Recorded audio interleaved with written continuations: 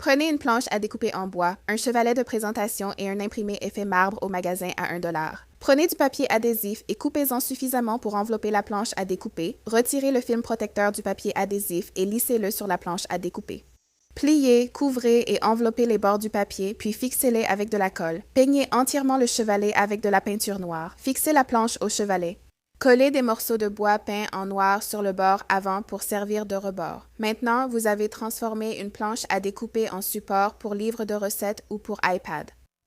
La dernière fois que je suis allée dans mon magasin à 1 $, j'ai acheté un petit cadre en bois et un ruban perlé trouvé là-bas aussi. Je vais y aller et en fait, je vais couper le ruban en brins. Je vais utiliser un peu de colle chaude et je vais coller les perles sur le cadre.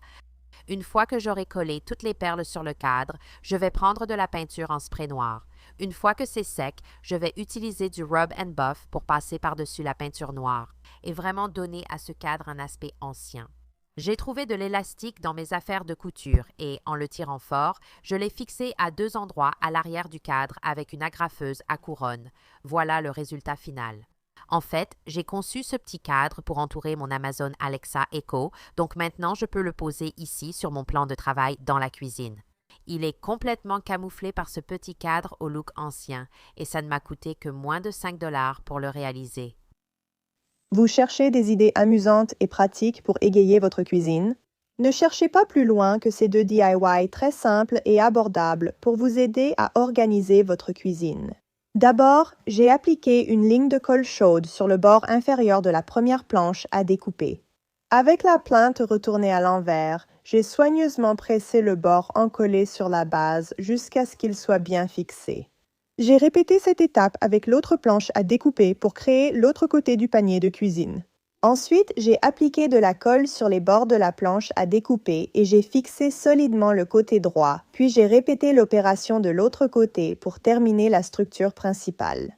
Pour la dernière étape, il était temps de créer la poignée pour faciliter le transport. Faites glisser votre tourillon dans les trous des planches à découper pour déterminer la longueur nécessaire du tourillon.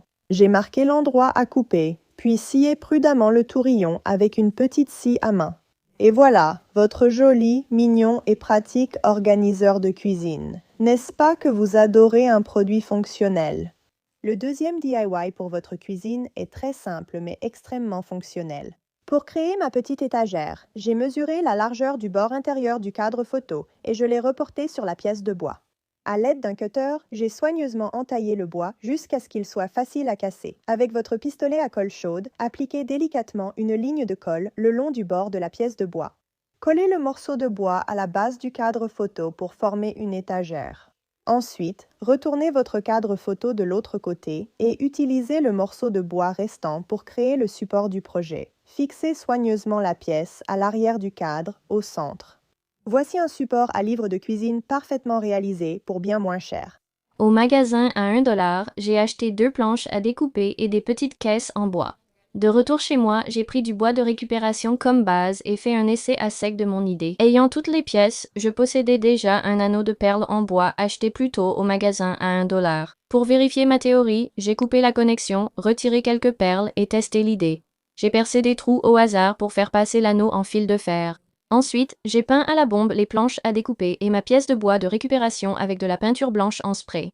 Une fois que tout était sec, j'ai utilisé de la colle à bois pour coller les mini-caisses sur ma base en bois de récupération. Il suffit de poser un objet lourd jusqu'à séchage de la colle. Les planches à découper étant trop massives, j'ai choisi la scie cloche pour plus d'intérêt visuel. Je sais que j'aurais dû le faire avant de peindre. J'ai pris la plus grande scie cloche et percé de grands trous avec ma perceuse filaire.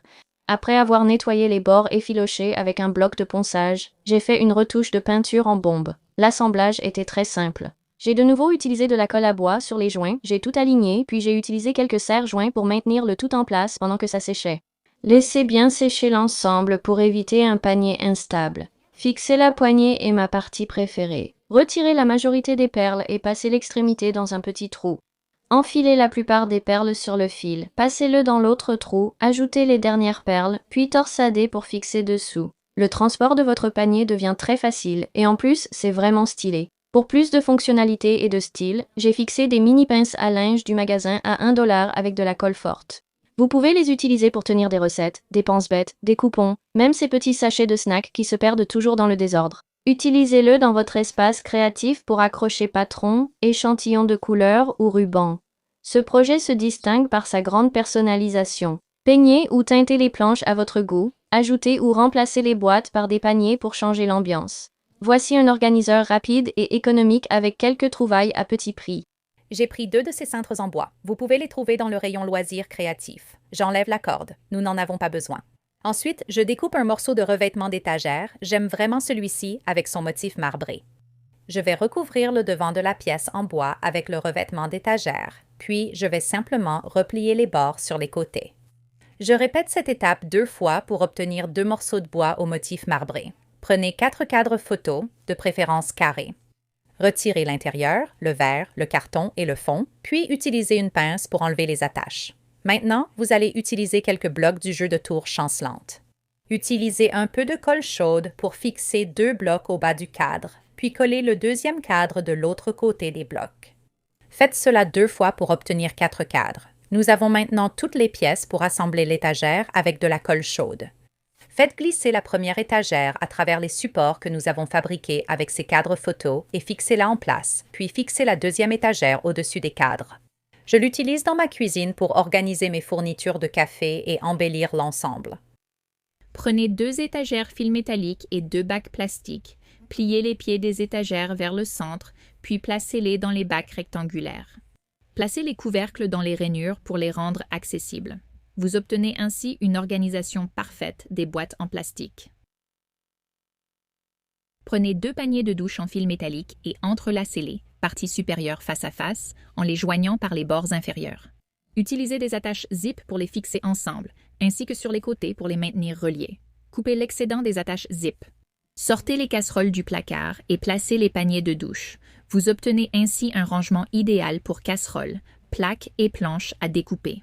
Prenez des étagères en fil métallique et utilisez-les pour un rangement plus efficace de vos assiettes et bols. Utilisez des étagères à plusieurs niveaux pour retrouver facilement vos gobelets et tasses.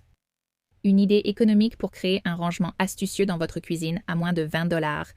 J'espère que cela vous a inspiré à tester ces astuces économiques pour organiser votre cuisine.